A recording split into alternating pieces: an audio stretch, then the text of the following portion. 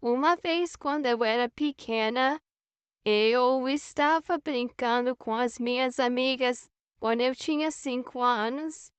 E aí, enquanto a gente estava brincando, apareceu do nada um menino. Ele era ruivo e parecia ter uns 7 anos.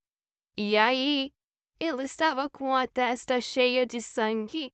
Eu fiquei muito assustada junto com a minha amiga e a professora. Todo mundo ficou atordoado por causa daquele menino que estava com a testa toda cheia de sangue.